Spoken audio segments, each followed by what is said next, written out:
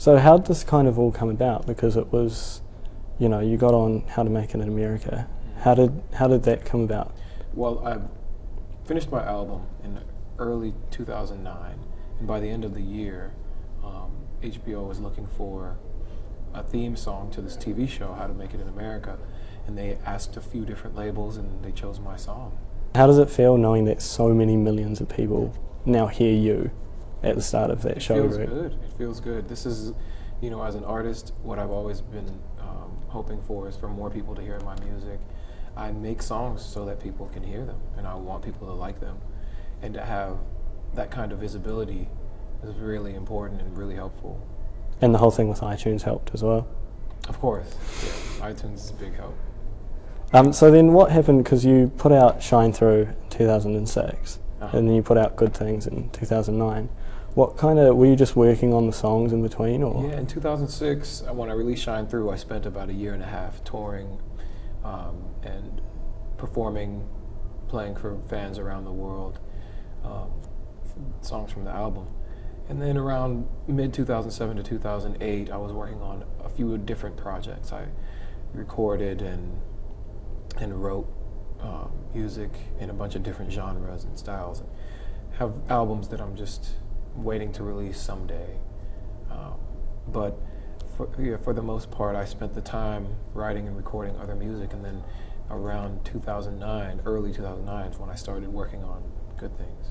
Because a lot of the stuff in Good Things kind of syncs up with society now, but it was written, over a 2-year period. Yeah, the songs were written over, really over a 8-year period, but ultimately, some songs just take time to develop and to be ready for release. And so I let those songs have their growth period, and I feel like Good Things was the right time to release them. So how do you feel about the kind of journey that Good Things takes you on? Because it starts off, there's a lot of kind of societal stuff, but then there's a lot about heartbreak and... Yeah, it's all, for me, societal stuff. Like it's socio-political, it's economic, it's introspective and reflective. And the songs about heartbreak some of them are about society. Like Loving You Is Killing Me is, for me, a tale about the difficulty of relationships. And I see a lot of friends around me and a lot of relationships around me that end in divorce within the first couple of years, marriages that just don't last. And I think, it's an important social phenomena, and I think Loving You Is Killing Me is kind of the song that represents me speaking about this happening around me. And then a song like Misfortune sounds like it may be about a heartbreak or about a woman, but it's really just a metaphor for a person becoming infatuated or in love with money, and the trappings of falling in love with money. So in some respect, yeah, the songs sound like they're about heartbreak, but it's a little bit deeper than that sometimes. The Greenlights mood is definitely about the positive silver lining moments in life.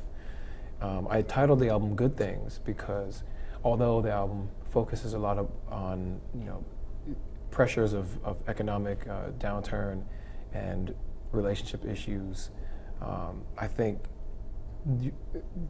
what we all look for at the end of the day is a silver lining in the cloud, some positive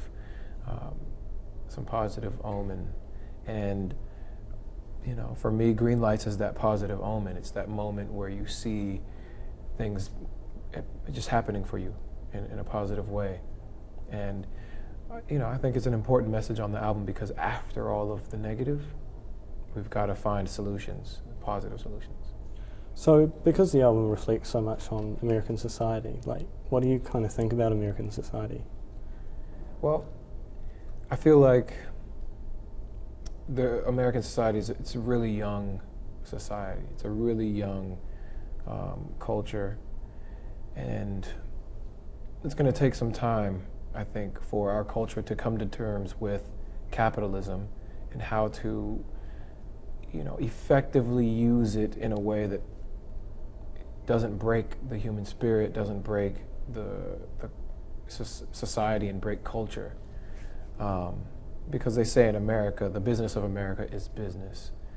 And in a lot of ways, I wish the business of America was its citizens. I wish it was about the people and providing for the people.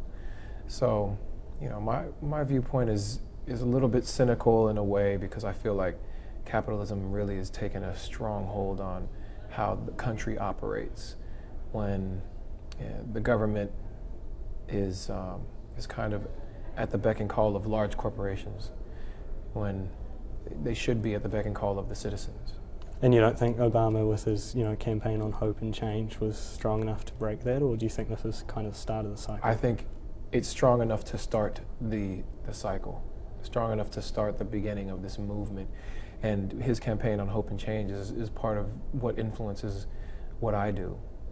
To see a politician and his cohorts doing what they, as much as they can, to make positive change in the society that I live in, makes me feel like I have someone on my side, and it makes me feel like being part of the team. And so I use my music in ways that help start the dialogue and continue the discussion about how we can make changes, express to everybody what the problems are. Let's discuss them, and let's come up with solutions. I think that's the important part for me, is for people to see the live experience, because music is not just ones and zeros. It's not just data on a computer. This is a cultural, human experience. It's it's really difficult for me to find one culture throughout history around the world that hasn't had music as part of their fabric.